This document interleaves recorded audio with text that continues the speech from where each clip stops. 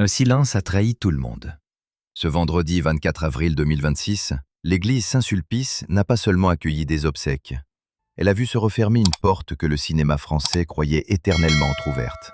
Nathalie Baye, disparue une semaine plus tôt à l'âge de 77 ans, était là sans être là, présente dans chaque regard baissé, dans chaque pas ralenti, dans chaque visage connu venu sans éclat, presque sans protection, comme si la célébrité elle-même avait compris qu'elle devait se taire. Et au milieu de cette retenue, un homme a semblé porter une peine plus ancienne que les autres. Jacques Weber. Pourquoi son émotion a-t-elle frappé si fort, alors même que tout, ce matin-là, semblait avoir été organisé pour éviter le grand théâtre des adieux? Il y a des funérailles qui ressemblent à un dernier spectacle, avec leurs images volées, leurs silhouettes traquées, leurs phrases aussitôt transformées en manchettes. Celle de Nathalie Baye a pris le chemin inverse. À Saint-Sulpice, dans le cœur de Paris, le 24 avril, la cérémonie s'est tenue sous le signe d'une sobriété presque farouche. Pas de grand vacarme, pas de mise en scène excessive, pas de démonstration destinée à rassasier la curiosité publique. Les proches étaient là, les compagnons de route aussi, mais tout semblait retenu par une même pudeur. Reuters a notamment photographié Jacques Weber arrivant à la cérémonie, tandis que plusieurs médias ont confirmé que les obsèques se déroulaient à Saint-Sulpice ce vendredi-là. Cette simplicité n'avait rien d'un hasard. Elle disait quelque chose de Nathalie Baye mieux qu'un long discours. Une femme qui avait traversé près d'un demi-siècle de cinéma sans jamais donner l'impression de courir après le bruit. Elle avait connu la lumière, mais elle ne semblait pas l'avoir confondue avec la chaleur. Elle avait aimé les plateaux, les rôles, les metteurs en scène, les textes, les silences entre deux prises, moins les vitrines où l'on expose une vie privée comme un trophée. Alors quand Jacques Weber a décrit une cérémonie simple, sans grands mots, sans envolée, fidèle à son image, ce n'était pas seulement un hommage, c'était presque une clé. Il disait que, jusque dans l'adieu, Nathalie Baye échappait encore au spectaculaire. Et c'est peut-être là que l'émotion a commencé à devenir plus troublante. Car le public connaissait l'actrice, la star discrète, la mère de Laura Smet, la compagne autrefois de Johnny Hallyday, l'icône des Césars, la voix singulière qui pouvait transformer une scène banale en blessure intime. Mais ceux qui entraient dans l'église, eux, ne venaient pas saluer une affiche. Ils venaient quitter une présence. Ce n'est pas la même chose.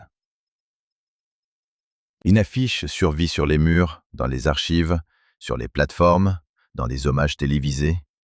Une présence, elle, disparaît d'un seul coup. Qui peut mesurer ce vide quand il ne se voit pas encore? Jacques Weber appartenait à cette génération d'acteurs pour qui Nathalie Baye n'était pas seulement un nom prestigieux. Elle faisait partie d'un paysage intérieur. Le conservatoire, les débuts, les fidélités de métier, les souvenirs que l'on ne raconte pas toujours parce qu'ils appartiennent à une époque où l'amitié se prouvait moins par les déclarations que par la durée. Le Monde a rappelé qu'elle avait étudié au cours Simon, puis au conservatoire, avant de bâtir une carrière immense d'environ 100 films avec 4 Césars et une place à part dans le cinéma français. Mais derrière la chronologie officielle, il y avait quelque chose de plus fragile. Une actrice que ses pairs regardaient comme une femme de précision, de discipline, d'instinct, capable de jouer sans appuyer, d'émouvoir sans supplier. Voilà pourquoi l'image de Weber, ce matin-là, a pris une force particulière. Il n'avait pas besoin de faire beaucoup. Dans ces moments-là, un visage suffit. Un pas plus lent que les autres, une mâchoire retenue, des yeux qui cherchent le sol, et tout est dit. Chez les artistes de cette génération, la douleur garde souvent une forme d'élégance. Elle ne se jette pas au-devant des caméras. Elle passe de côté, elle s'efface presque. Mais elle laisse derrière elle un sillage plus puissant qu'une déclaration. Et si Jacques Weber a semblé si bouleversé, c'est peut-être parce qu'il ne pleurait pas seulement Nathalie Baye. Il pleurait un monde où les acteurs apprenaient encore à disparaître derrière leurs personnages, où la pudeur avait de la valeur, où le mystère n'était pas une stratégie, mais une manière de vivre. Nathalie Baye avait ce paradoxe rare.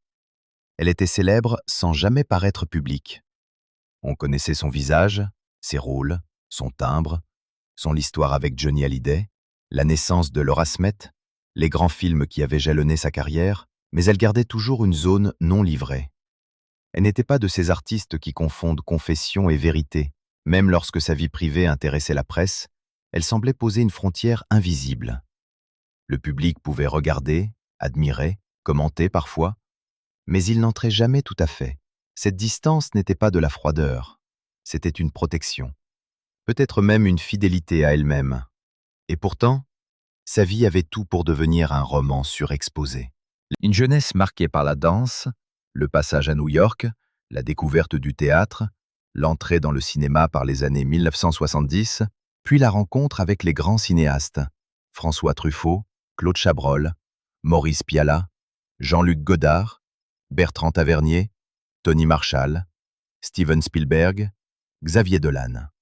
En 1972, elle est remarquée dans Faustine et Le Bel Été. En 1973, La Nuit américaine la place dans la mémoire du cinéma. Plus tard, La Balance, Vénus Beauté, Le Petit Lieutenant, Une liaison pornographique, Arrête-moi si tu peux élargissent encore son territoire. Elle pouvait être douce, sèche, drôle, blessée, inquiétante, lumineuse. Elle ne jouait pas pour séduire. Elle jouait pour faire apparaître ce que les gens cachent. C'est cette vérité-là que les acteurs venus à Saint-Sulpice semblaient saluer. Non pas seulement un palmarès, mais une méthode morale.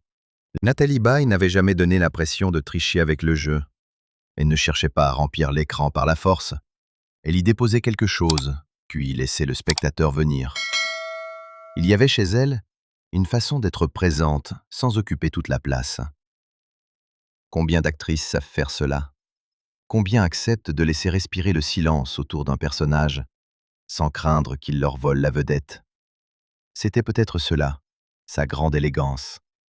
Ne jamais forcer l'émotion, même quand elle savait exactement où elle se trouvait. Le matin des obsèques, cette élégance semblait avoir contaminé le lieu. Saint-Sulpice n'était pas seulement un décor religieux, c'était une chambre d'écho. Les pierres, les voûtes, les bancs, les murmures, tout ramenait la célébrité à quelque chose de plus nu. Une famille endeuillée, des amis vieillissants, une génération du cinéma français contrainte de regarder un peu plus clairement le temps qui passe.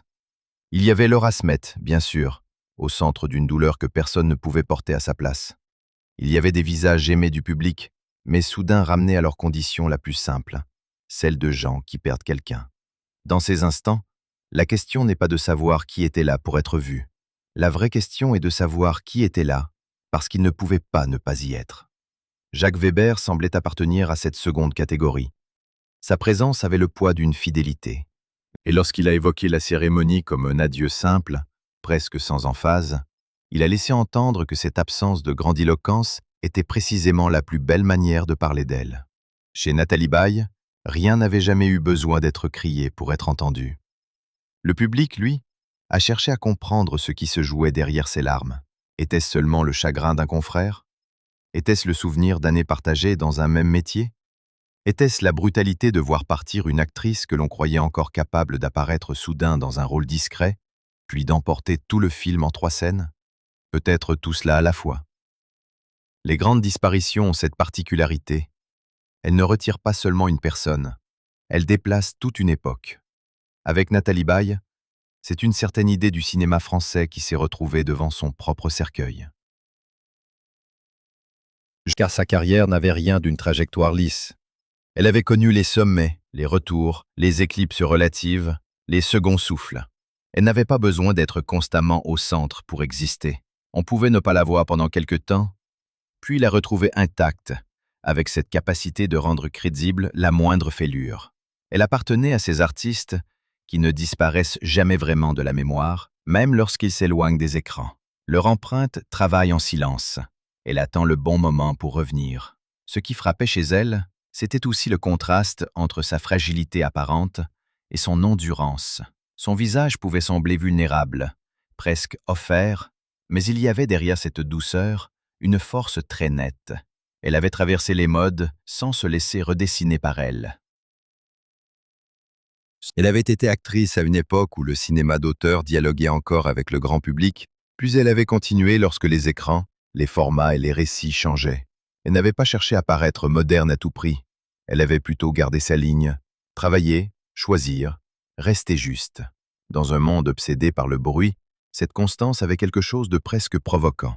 Et puis il y avait sa voix. Ceux qui l'ont aimée le savent. Nathalie Baye ne jouait pas seulement avec le visage. Elle avait une manière de faire glisser une phrase comme si elle venait d'une pensée à peine formulée. Une douceur, oui, mais jamais molle. Une clarté, mais traversée d'ombre. Dans certains rôles, sa voix semblait devancer les larmes. Dans d'autres, elle retenait une ironie fine, une distance, une petite brûlure. Jacques Weber, en parlant d'elle, a évoqué cette lumière que seule la maladie pouvait ternir, selon des propos rapportés autour des obsèques. Ce n'était pas une formule abstraite. Pour beaucoup, Nathalie Baye avait réellement incarné un visage capable de sourire sans livrer entièrement son secret. Le secret, justement, a accompagné les derniers jours. Comme toujours lorsqu'une grande actrice disparaît, les rumeurs ont cherché à combler les vides. Pourquoi l'avait-on moins vue? Depuis quand sa santé déclinait-elle? Qui savait vraiment? Pourquoi cette cérémonie si contrôlée, si peu offerte à la foule? Mais la vérité, lorsqu'elle est apparue, n'avait rien de scandale. Elle était plus douloureuse encore. Nathalie Baye est morte le 17 avril 2026, à 77 ans, d'une maladie à corps de Lewy, une affection neurodégénérative, selon les informations communiquées par sa famille et reprises par Le Monde. Cette confirmation a changé la couleur de l'adieu. Elle a donné un autre sens aux absences récentes, à la discrétion des derniers mois, à cette manière qu'avait l'entourage de préserver un territoire intime autour d'elle. Il ne s'agissait pas d'un mystère mondain, il ne s'agissait pas d'une rupture, d'un drame caché, d'un scandale de famille, il s'agissait de quelque chose de plus cruel. L'effacement progressif d'une femme dont toute la vie avait été construite sur la présence, la mémoire, la nuance, la perception. Comment ne pas être saisi par cette ironie terrible? Une actrice qui avait donné tant de justesse aux émotions humaines, rattrapée par une maladie capable d'attaquer les repères les plus profonds. Peut-être est-ce cela qui a bouleversé Jacques Weber. Non pas seulement la mort, mais la forme de cette mort. Non pas seulement l'absence, mais ce qu'elle venait clôturer. Lui savait sans doute, comme d'autres, ce que signifie perdre une partenaire de génération, une complice de métier, une actrice dont l'art reposait sur la précision intérieure. Le public voit les rôles. Les acteurs, eux, se souviennent aussi des répétitions, des attentes, des conversations en coulisses, de la peur avant d'entrer, du soulagement après une scène réussie, de tout ce qui ne laisse pas d'image, mais construit une vie. Dans la mémoire collective, Nathalie Baye restera souvent liée à Johnny Hallyday et à Laura Smet. C'est inévitable. Leur histoire a appartenu à l'imaginaire français parce qu'elle réunissait deux mondes, celui du rock populaire et celui du cinéma d'auteur, la fureur médiatique et la pudeur d'une actrice. De cette union est née Laura, et avec elle, une autre histoire publique, faite d'amour, de blessures, de filiation, de regards croisés. Mais réduire Nathalie Baye à cette page serait injuste. Elle n'a jamais été seulement la femme d'un homme célèbre, ni la mère d'une fille connue. Elle avait sa propre colonne vertébrale artistique. Elle avait une œuvre. Cette œuvre a quelque chose d'intime. Elle ne se résume pas à une statue. On ne la regarde pas comme un monument froid, mais comme une succession de personnages qui semblent encore respirer. Nathalie Baye savait rendre intéressantes les femmes ordinaires, les femmes fatiguées, les femmes amoureuses, les femmes qui mentent mal, les femmes qui tiennent debout parce qu'elles n'ont pas le choix. Elle n'avait pas besoin de destins spectaculaires pour capter l'attention. Elle savait que la vie se joue souvent dans les micro-fissures. Un silence trop long, un sourire qui arrive trop tard, un regard qui refuse d'avouer. À Saint-Sulpice, ce sont peut-être tous ces personnages qui étaient aussi présents, non pas sous forme de fantômes, mais comme une mémoire diffuse. Ceux qui l'avaient vue dans La Nuit américaine ne pleuraient pas exactement la même Nathalie que ceux qui l'avaient découverte dans Vénus Beauté ou Le Petit Lieutenant. Ceux qui la connaissaient par ses films avec Chabrol n'emportaient pas la même image que ceux qui se souvenaient de sa voix liée à Johnny Hallyday. Mais tous semblaient reconnaître une même chose. Elle avait laissé une trace sans jamais la souligner elle-même. La cérémonie ensuite s'est refermée dans la retenue. Après l'église, l'inhumation devait se faire dans une stricte intimité selon le souhait de la famille. Là encore, Rien ne pouvait mieux correspondre à Nathalie Baye. Il y avait le moment public, nécessaire, celui où la France du cinéma vient saluer une figure majeure. Puis il y avait le moment privé, celui où la célébrité n'a plus rien à faire, celui où l'on redevient fille, mère, amie, proche, corps aimé que l'on accompagne jusqu'au bout. Cette séparation entre le visible et l'intime résume presque toute sa vie. Dans les heures qui ont suivi, les images ont circulé. Jacques Weber quittant l'église, les artistes rassemblés, les applaudissements, les visages fermés. Mais une image ne dit jamais tout. Elle fixe un instant, pas l'épaisseur de ce qu'il contient. Ce que l'on ne voit pas, c'est la somme des souvenirs que chacun emporte en sortant. Ce que l'on ne voit pas, ce sont les années qui reviennent d'un coup dans la poitrine. Ce que l'on ne voit pas, c'est la violence étrange d'un adieu lorsque la personne disparue a longtemps incarné la délicatesse. Nathalie Baye n'a pas quitté le cinéma français comme une star qui s'éteint sous les projecteurs. Elle l'a quitté comme elle l'avait traversé, avec une forme de retrait, une pudeur presque obstinée, un refus de transformer sa propre disparition en spectacle. C'est peut-être pour cela que l'émotion fut si forte. Parce qu'elle n'était pas organisée, parce qu'elle n'était pas fabriquée, parce qu'elle surgissait précisément de ce que la cérémonie ne cherchait pas à montrer. Et Jacques Weber, dans cette matinée parisienne, est devenu malgré lui le visage de cette émotion-là. Un homme qui arrive pour dire adieu à une actrice, mais qui semble aussi saluer une époque, un compagnonnage, une certaine noblesse du métier. Ses larmes n'avaient pas besoin d'être expliquées. Elles répondaient à une évidence. Certaines personnes ne prennent pas toute la place quand elles vivent, mais elles laissent un vide immense quand elles s'en vont. Alors, que restera-t-il de Nathalie Baye après Saint-Sulpice? Des films, bien sûr, des scènes, des récompenses, une filmographie que les cinéphiles continueront de revisiter, une fille qui porte une part de son histoire, des amis qui garderont des souvenirs impossibles à partager entièrement. Mais il restera surtout cette impression plus rare, celle d'une femme qui a prouvé qu'on pouvait être immense sans être bruyante, aimée sans se livrer, populaire sans se vendre, fragile sans être faible. Le dernier adieu n'a donc pas révélé un scandale. Il a révélé quelque chose de plus profond. Nathalie Baye avait été fidèle à elle-même jusqu'au bout. Même dans la mort, elle a refusé la surenchère. Même dans le chagrin des autres, elle a imposé sa mesure. Et lorsque Jacques Weber est reparti, ému, presque défait, on a compris que ce n'était pas seulement une actrice que l'on venait d'enterrer. C'était une certaine manière de disparaître avec grâce. Peut-être que le plus grand mystère était là depuis le début. Nathalie Baye avait passé sa vie à éclairer les failles des autres, tout en protégeant les siennes. Et ce vendredi d'avril, au moment où les portes de Saint-Sulpice se sont refermées, chacun a semblé découvrir qu'une femme aussi discrète pouvait laisser derrière elle un bruit immense. Le bruit sourd d'une absence que le cinéma français n'a pas fini d'entendre. Mais ce qui rendait cet adieu plus poignant encore, c'était la sensation que Nathalie Baye n'avait jamais vraiment appartenu au bruit de son époque. Elle avait traversé la célébrité comme on traverse une pièce pleine de miroirs, sans jamais s'y attarder trop longtemps. D'autres auraient utilisé une telle carrière pour bâtir une légende tapageuse, pour entretenir les confidences, pour transformer chaque amour, chaque douleur, chaque silence en matière médiatique. Elle, au contraire, semblait avoir choisi une autre voie, laisser parler les rôles, laisser les films répondre à sa place, laisser au public juste assez de mystère pour ne jamais confondre l'actrice avec la femme. C'est aussi pour cette raison que sa disparition a provoqué un trouble si particulier. On ne perdait pas seulement un visage familier du cinéma français, on perdait une forme de retenue devenue rare.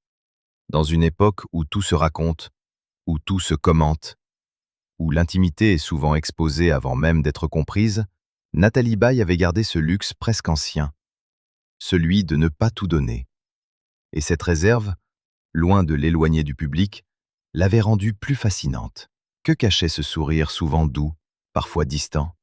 Que retenait cette voix lorsqu'elle semblait effleurer une phrase au lieu de la prononcer pleinement? Pourquoi avait-on toujours l'impression qu'elle en disait moins pour faire entendre davantage? Jacques Weber, lui, semblait savoir que certaines réponses ne se formulent pas devant les caméras. Son émotion avait cette pudeur des amitiés longues, celles qui ne se prouvent pas par de grandes déclarations, mais par une présence au moment où il n'y a plus rien à gagner, plus rien à montrer. Seulement une dette silencieuse envers le passé.